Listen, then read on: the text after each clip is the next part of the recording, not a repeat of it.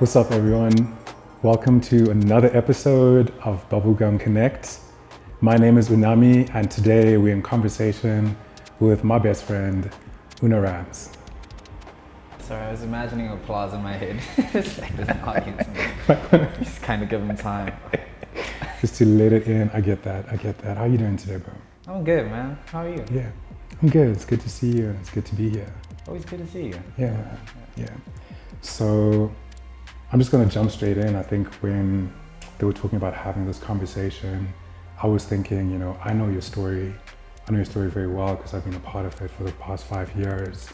But there's a lot of people out there that love what you do, love what you represent, and would love to just get to know a little bit more about you, more about your process, more about how we've been involved in each other's processes as well. So this is a cool space. I'm looking forward to this. You actually really look like a reality TV presenter or something, bro. Like a talk show host. That's the way I'm like. Maybe we should do that one day. I guess my first question would be, we both have a background in the church, in terms of church music and growing up in the church. And that's something that not everyone knows about you. Tell us more, like, how were you introduced into music? At what point did you fall in love? And at what point did you know that this was something that was more than just, a Sunday thing? I have like really random memories of different experiences. One being these little cassette tapes my older brother used to keep, and he'd like record music on them for a while. Bono, actually. Oh, was it Bono? For the time, it was the time he auditioned for Idols. He got a golden ticket, but the next time he went around, it didn't go so well. And then obviously there was the choir we were involved in back at the Salvation Army when we were still attending there. Yeah.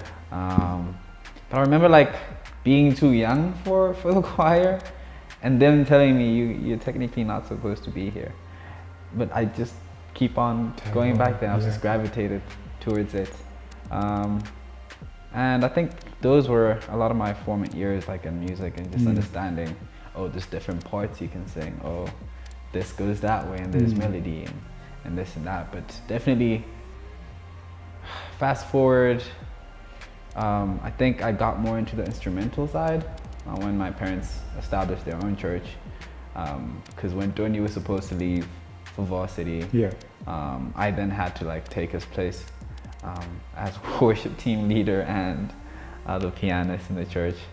So I learned, and to this day I only know one scale, which is a bit embarrassing, but it's been enough to get me through.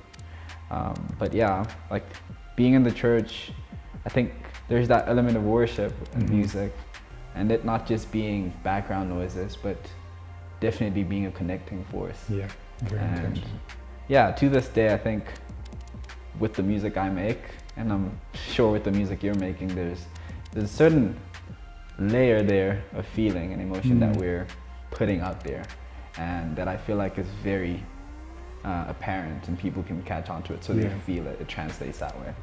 One thing a lot of people don't know is that you play instruments. I'm glad you added that. Una's a very good drummer, very good like at the piano as well. I know you like understated it, but he's very accomplished at like producing as well, which a lot of artists don't always have in terms of range. So that's one thing I appreciate about you as like an all-round artist. Then one thing that stands out about your music is the theme of love, and you really like write from your heart, and you sort of channel a lot of experiences listening to Wavy Baby and Crush coming up. Can you tell us more about why that's been the underlying theme to your music and where you'd like to take that, I guess? I guess it's partly being a softie myself, and wishing the world was a better place where people were a bit more vulnerable with each other and just got to understand each other a bit more. We spend a lot of time putting up fronts, trying to be super tough so the next person doesn't mess with us, and all that's just fear-based. And I mean, when I listen to a lot of the music out there, it didn't feel like, I obviously hadn't listened to everything, but where I was looking, it didn't feel like there was any music speaking to sort of what I was going through. That's good. That could tell it the way I could. So I was just like, let me write some songs. But even love in itself, like in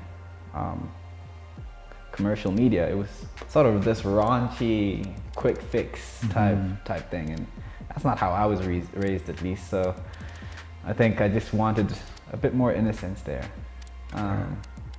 Yeah, because when I try court someone, I'm not trying to just be there for a good time and not a long time, you know. Drake. Don't mess with my idol, but no, he's my go-to. It's my go-to. But yeah,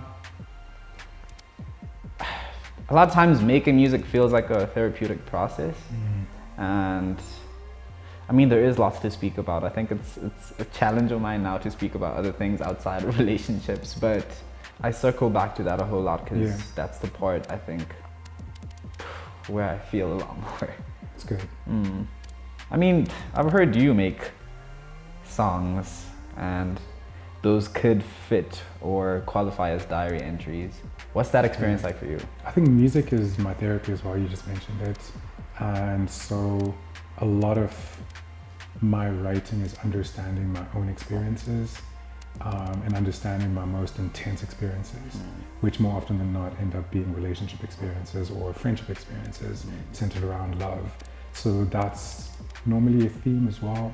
I journal a lot, and a lot of my journal entries, I guess, then turn into music. So I think you're right to say it is a journal entry. Like, you know, my form of expression, it's adding notes to an experience that I'm trying to process. Whether be it happy or sad. I think there's some that are sad, there's some that are like really jovial, like I was just a happy experience or a happy memory that I'm channeling through, you know, the music. So very similar, I guess, processes in that. It's really cool. I was watching Tatoran Peri's birthday vlog. Oh, I didn't catch up on that. And the thought that just hit me was just like, I think it's super cool how we can document our lives in this way and format, like in this day and age, right?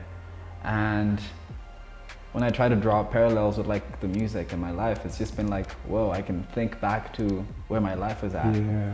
And so that version of yourself. Yeah. And that memory, I get that. Like, me now can't make what me then made. Mm-hmm. And me now is probably gonna be like psyched that future me is gonna do. I always find that exciting, and I find it brings me peace just to know that, you know, I had the healthy way to channel whatever was happening back then. I mean, even just seeing your growth. I mean, I see your growth just like listening and remembering where those things were coming from, or even those relationships, or even those sounds, influences. Like, you really can see the progression. It's like a documentary, you know. I mean, when you speak about growth, it's also how I came to know you as a bass guitarist, right? And over the years, it's just been like, plus this, plus that. Like, you went on the electric guitar and you shredded, you know, and more recently, you've been actually being a vocalist on your songs. And it's cool to see you grow that way. I wonder, I mean, I know what it feels like for me. I wonder what it's felt like for you to sort of step outside of your comfort zone and express yourself in still the same domain, but like a different but in different avenues. Yeah, it feels like a stretching. It really feels like a stretching. It feels like being brave every time, because every time I have to try something new or do something new, it's like the first time I've ever done it. You know, the first time you ever got on stage, or the first time you ever played, the first time you had to like lead a song on the keyboard. You know, like, it's that feeling of like you being stretched and new, and you know you're capable, but you're pushing yourself in different areas. That's what it's felt like for me. And finding your voice within different mediums as well. It's very different, you know, vocally it's very different to instrumentation, it's very different to production. Facts. Studio versus live, like there's just a lot. It's a very like expansive universe, if we call it that. You know, and you're just like traveling across, like bouncing planet to planet and like discovering different things. So I think that's what it feels like for me, which has been really cool. As you're saying that, like the phrase, I can't remember where I saw this, heard it or read it, but it says you don't start from scratch, you start from experience. You said that to me before. Remember? Yeah. Yeah, I put that in my journal. I remember Bro, like that's literally the case when you venture out into something else. Because even with something like music, for instance, when you start like your first instrument, like learning how to play that, you have to learn about timing and keys and whatnot. But like when you pick up your second one, yeah, it's like you have all that, like you've got melody, you've got everything built already, and the bass line is there. Yeah. So I think that's been helpful in life too, just as like a general lesson, because it's like very good point. This concept you sort of find yourself learning within this musical experience. Like it's not like you have to go to studio to drop songs anymore, but you know, it builds you up as a person and your character. Do you feel like it's helped out with, you know, your confidence and how you carry yourself? Definitely. There's also, I don't know if, I guess you experience this as well, there is a separation somewhat between you as the artist and you as a person. Like they exist at the same time, but they also exist separately. I think the part or the way in which it's impacted or influenced my confidence is self-expression and knowing that I have a voice and appreciating the fact that people want to hear what I have to say. I think that's helped me be myself and be vulnerable easier, but still feel like myself, still feel like the same guy. And then on stage it's like, it's a different guy. It's a bit like Migueli, you know, like. Yeah, that's your dad. That's my dad, yeah. How about you? For a good portion of the beginning of my journey, or at least when things started to look up, I was scared to be Unami. I got anxious, like if I was out and someone was like, oh, yo. Unami? I was like, no, I just want to be Una right now. But you always introduce yourself as Una, I've noticed that. Yeah. Yeah. Because, I don't know, I feel like it's easy to get lost in the idea of who I am based off of just a music video or Instagram post, and I look like this guy, but you know, there's so much more to it. So much more to you as a real, yeah, and I think it's only fair if I want to know other humans for who they are, that they approach me with the same energy. So I think it's sort of been like doing that, you know that move they do on Dragon Ball Z? I think it's Go Trunks and I forgot the other character, but when they merge and do a fusion. Oh yes. That kind of, it feels like I've been kind of doing that with Una and Unami and just creating this mega That's cool. character. Because I mean, both are true, like you're saying, I'm still the same person.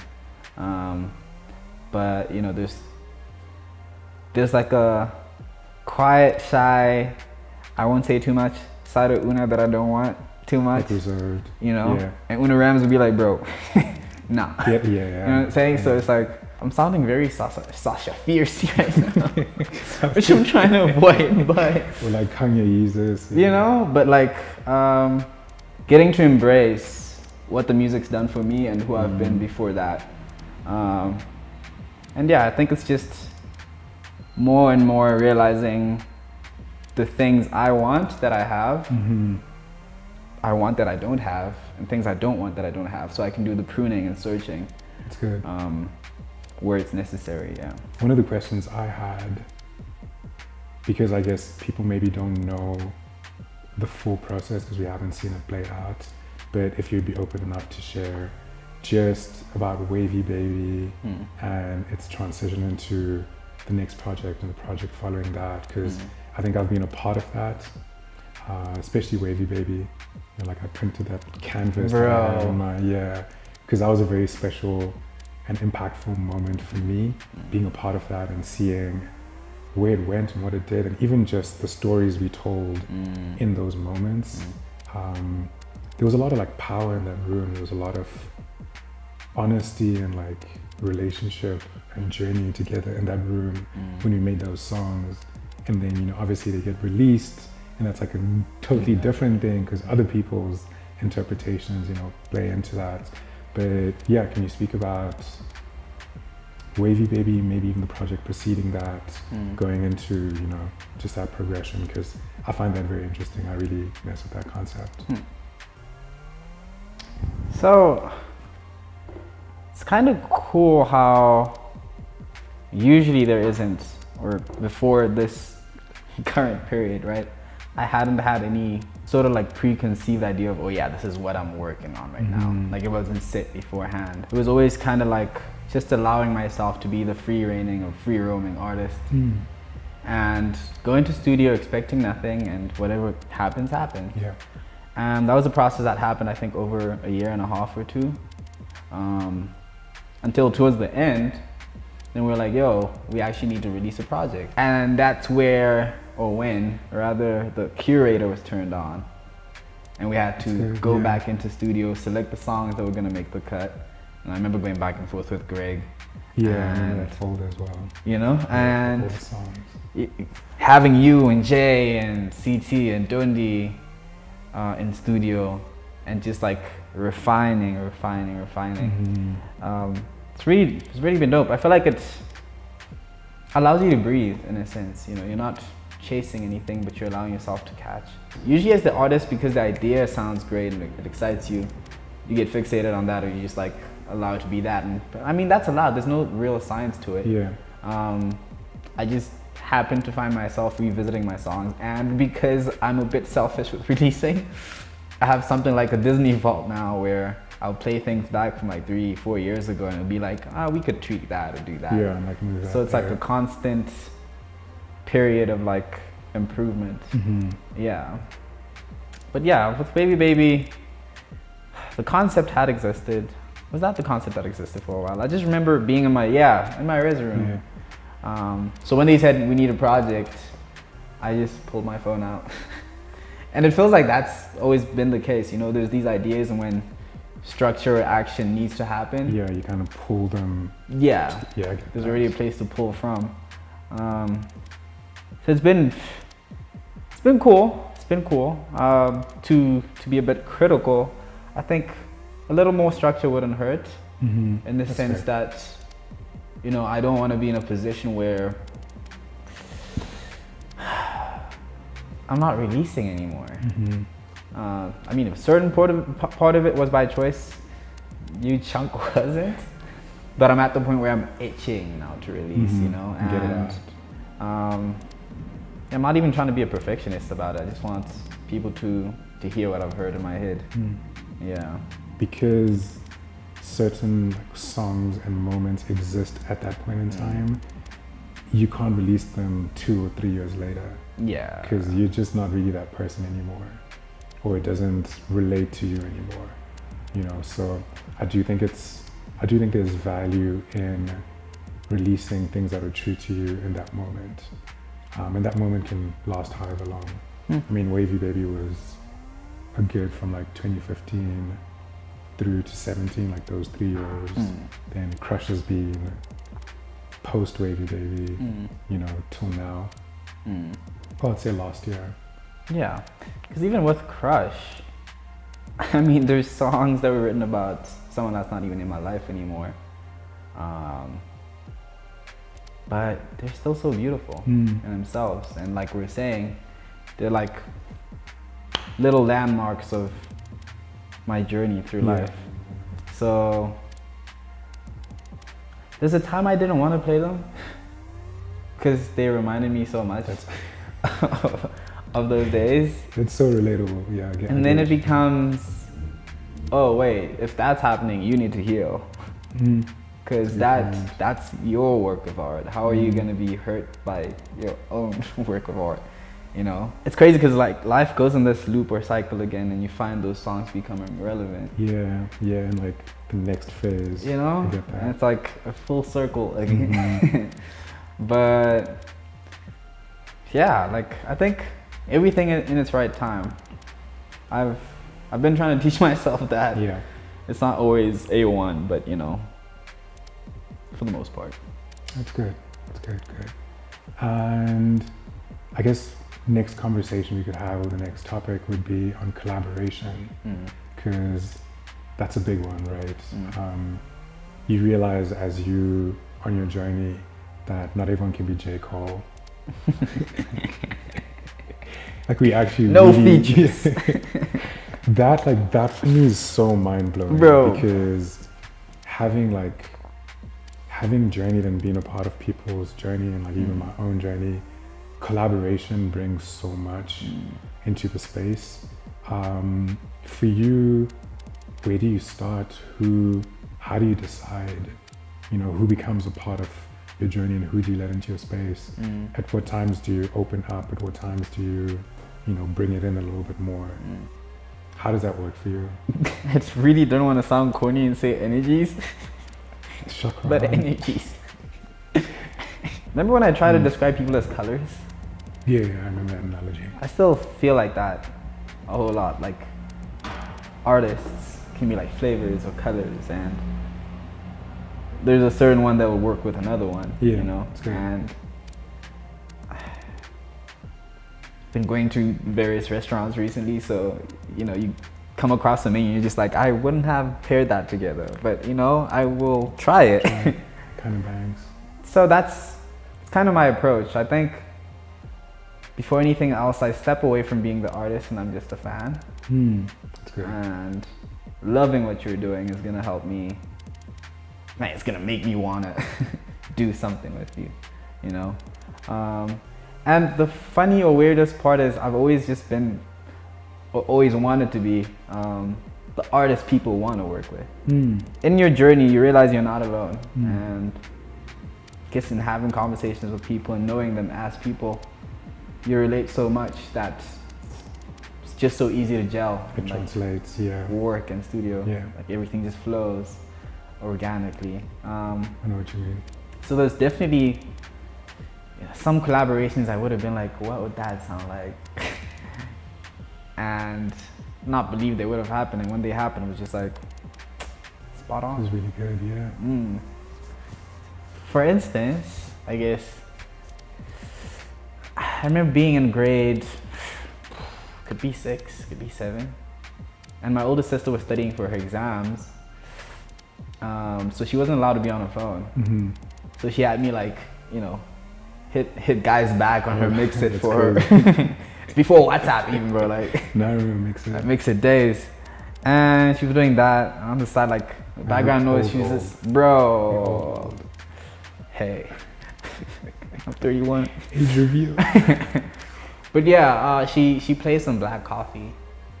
I was just like, whoa, this is really cool music. Like, what is this? Like, she put me on Black Coffee. So this is like 10, 15 years ago? I'm not gonna do the math right now. Okay. I'm just trying, like, I remember also listening to Black Coffee for the first time, like 2006, 7.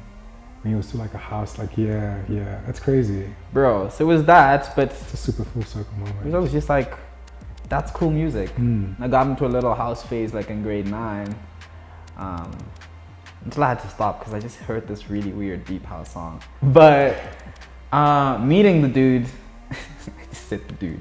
Meeting the dude a couple years later, and then like having such a dope conversation, and then only talking about working by accident even later on. That's was crazy, just like, it's all just a random, you know, string of events, and it makes me wonder what else is coming up, because what other string of events has been sequenced for you. You honestly can't plan some of these things, you know.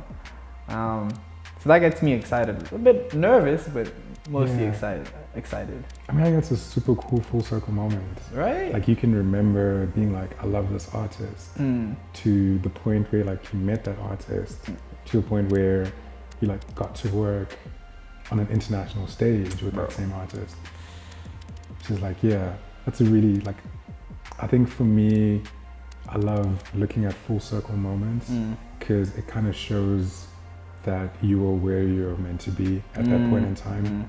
You know, because you question that a lot. Like, I get a lot of anxiety sometimes about like, should I be here? Should I not be here? I'm here now, but like, where do I need to be tomorrow? You know, that kind of thing. And in those full circle moments, there's so much validation that this is where you're meant to be all along. So I love journaling about those moments. Like, I got to do this with this person that I love so much. You know, I feel like it's important to recognize those moments because those are like really energy charged moments, like powerful moments. What would you say about like meeting your idols? Because I definitely remember the time you got a chance to meet Miguel. Yeah. and you were geeking, bro. Yeah, you beamed off of that experience. Yeah, I remember. I think that's always been like that's always been something I looked forward to when I was starting out, but like the more I've gotten into music, I guess, the more I realized that they're really just normal people, you know, so I've like, there's no more pedestal. I still love meeting them, but a lot more of my idols have become my friends because those are the people I'm learning the most from. Are you saying you're friends with Miguel? I have dreams about that sometimes. No, like I really have dreams where like kick me in the car. You don't have to tell us you text him, you know, it's okay. I guess having just, you know, had this conversation about where we both come from and how we met and what the past few years have been, what are you working on right now? For some reason, I find joy in working on multiple projects, but it becomes stressful to work on multiple projects. But it's a stress I choose, so it doesn't really bother me much. I think It's good. It's Christoph Niemann. Season 1, episode 1 of Abstract on Netflix. Recommended, must watch. Okay, I need to clock that. But he does speak of like what I said earlier, a bit of a reference to this, like just allowing yourself to be this wild and loose creative that just goes off on a creativity storm, a spree. I love that. You know? And then afterwards, allowing yourself to curate. It's good. Yeah, because I don't know, I think it becomes a lot more scary if you go into studio thinking, oh yeah, I need to make a song like this. Yeah. You know what I'm saying? At least for me. So much easier rocking up there and then just based off of how the day's feeling or if there's an idea that just landed, create from there. It's good. But yeah, next album, Crush. It's been in the pipelines for a bit now. Yeah. Geez, like it's this beautiful blend. Love Afrobeat love project, songs. Yeah. I even had to pull you in to help out with that was fun, Linda and I. With the pros. What was that experience like for you? Like, how did you feel or react when I said, yo, can you help me out doing this? Because I guess it was the one project that while you were working on it, I'd been away. And so I didn't get to be in studio with you or like help out with the production or the musical side of it. Yeah. So that was really exciting when you were like, hey, would you like to write? And that was something, I mean, like I've always just written, I share my journal entries with you, but I've never written with intention. And so it was a challenge for me. Like that was a really, really exciting challenge. And it was also a really great experience to share with Linda because, you know, we sat there and listened to your project. And I remember having meetings with you. It was like, it was really fun because I was like, I'm gonna do this as professionally as I can. Let me really like get into this and try to capture what you're trying to say, you know, in between the songs and just as the story that you're trying to talk. Because one thing about Crush is it sounded like really one beautiful story, you know, with breaks in between as you transition and trying to capture that and hearing from you and sitting down and processing and listening to your lyrics.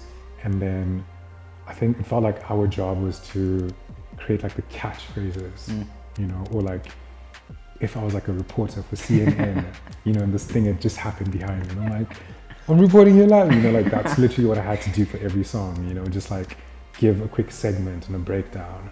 So that was a new avenue in terms of my creativity, something that I want to explore more, but it was like, I think really generous from your part to be like, hey Nami, you know, will you be a part of this in this way? So I loved it. That's like something that's going to live forever for me. Snap. I almost hit it here. For me, it's like you made me read a couple of like your entries and just some of the things you write in your free time. And it was like, one, this person knows me more than anyone else. Two, we've both shared similar experiences, you know, because Crush is pretty much anyone that's had a crush's experience, really, from seeing a person all the way until like you achieve like falling in love, but I'm finding it really interesting how you're,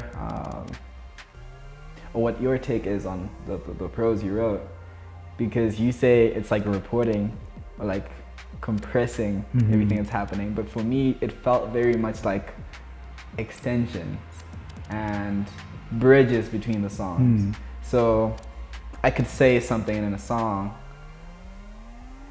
but it felt like there was a gap between that song and the next one. And that bridged perfectly between the two. And it probably sucks for people watching without context, but when you've heard it, you'll understand. But it's just really fascinating to me how art is that way. Like, it's the same thing, you know. Two glasses on the table could mean totally different things to two different people. But speaking on future projects, when are you dropping yours? Because it was supposed to land on your birthday last year. I'm glad I didn't drop in a rush. And I'm glad that even though there's been a gap between the one release, which was Hold My Hand, and where we are now, that gap happened, because I feel like for me, I needed to refine and get better at my craft, or the new craft, which was production and vocals. And I needed to give myself time, because I listen back now and, you know, you're sometimes critical, but there's so much now that I can add to those songs to deliver them as a finished product than if I just rushed, you know, a release last year. Especially last year was also just like such a chaotic, you know, year. So at the moment, I'm where you are. I guess it's a very similar moment, curating. So I'm taking these pieces because they represent like a very specific era of my life. It spans over 2 relationships, but they're like very, very intense experiences. And so I'm in the process of curating those releases so that it's coherent. And I do want to string it. Like, I do want to be able to sit down and someone's like, Nami, tell us about what. I can be like, in 2017, I broke up with this bunny and this is how I felt, you know, like, that's like really like, that's how the songs happened. They're very, very coherent, very, very like specific experiences. And so I want to curate it in that way. I am aiming for my birthday as always. I feel like I want to keep doing that because it's celebrating me, but it's also my gift to everyone. Like, I'm thankful for being alive, and this is my gift to the world, is my voice. So my birthday will probably be like a double-sided thing, like 3 tracks, representing the different genres as well, because there's kind of been a bend.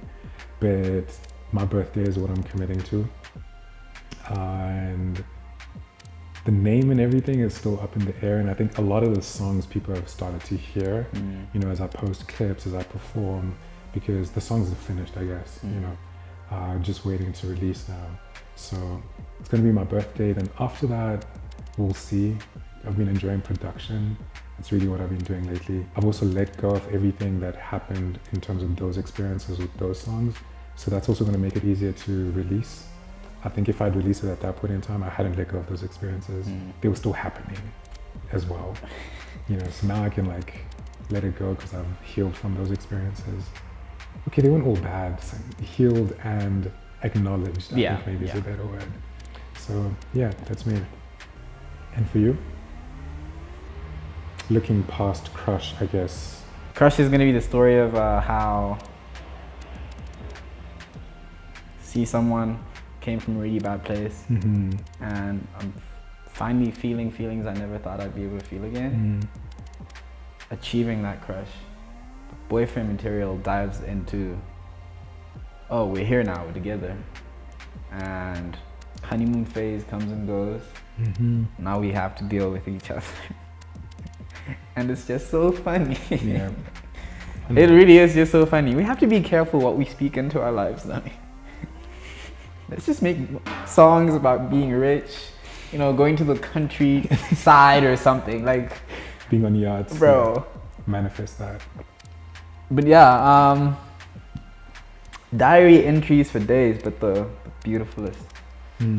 That's not even a word, but I own it. The most beautiful type, like,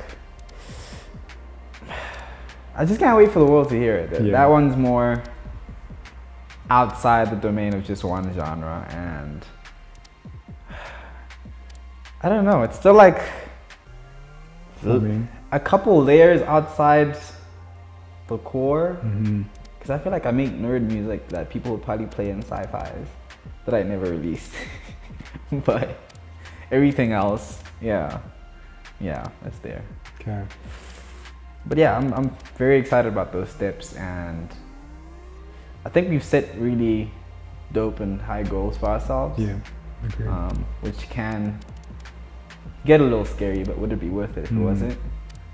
So it's looking back, you know, a year ago, 3 years ago, 5 years ago, realizing how much growth has happened from that point. You wouldn't be. And seeing how much more grown we are now, and how better we've become as human beings and in our crafts, and trying to extrapolate sort of a graph to see the exponential growth happening in the future. So quite excited. Okay. All right. So, because I guess what's really cool about, like you just explained, Wavy Baby into Crush, into Boyfriend Material, it's like a trilogy. Yeah. I think I'm like super obsessed with that You idea. are. Like I'm super obsessed with the fact that it's like this story, and The Weeknd has done it recently, and he's also done it in the past. You know, like where he groups projects as like a moment in time, and then there's a rebirth. I think that's what's exciting for me, because after that you get to like reinvent yourself. You know, get to drop that gospel album. Mama's gonna be proud, boy. But yeah, like I think I'm just super obsessed with that idea of like this trilogy and Unarams over a decade almost. And then, you know, you get to flip the switch and rebirth yourself. I think we've never really been fixated on who we are. Like our identity is never just based on what we do or how we look at a certain time. And grateful for you as a friend, because every time I've tried to venture out, you've been like, yo, let's go, we got this. And snap. Same here, you know? I'm proud of you for venturing out. When you sent me the recent poster for the performance, I was just like, my dude's really doing it. Yeah, finally. You know? How was that experience? It was, I think it was initially scary, because now I really just have to own, you know, own being an artist and really breathe life into it with intention. Then it transitioned into, we are going to make this the best show that we can. And that led to, we worked really, really hard. I remember just working really, really hard on that set, but thinking about future sets and thinking about how I would want my music to be received as, which is very like original, earthy, a lot of instrumentation. And so we really built that into the set, which makes me really excited to perform more, because now I'm like, I'm ready to perform on core. Yes, we sir. have everything set up. So I think we started like building a dream off of that. It kickstarted something. That I spoke about, I guess, at the beginning of the year as well, was just in terms of live performances and how we deliver those. It was like it was not a rebirth, but a new beginning that I'm really excited about moving forward, because we're just gonna have bomb-ass live performances. Bro. Like bomb-ass live performances. So that was the experience for me. That's really dope. And thank you for this, bro. It's a lot more new beginnings. Titulo. Cheers. Every toast you get to make. But I love it. Thank you so much to everyone for joining us. Please definitely like, comment, and subscribe to make sure you catch more of these conversations with even more incredible artists. My name is Nami. You can catch me on my social media. It's my full name, @Unami Kombanie, on all platforms. Unaram is here to my left, my best friend and my brother. You can catch him @Unarams on Instagram, @UnaramsWeirdKid on Twitter, because I remember they told him to change his old handles. They didn't tell me, I got hacked. And someone was tweeting in Russian. And I translated and they were talking about dogs. I'm still so mad. I'm still trying to get my hands on. Rats. Thank you so much. Thank you so much, but that's where to catch Una, and that's why his handles had to change. Yeah. Oh, love. Take care. Protect your handles.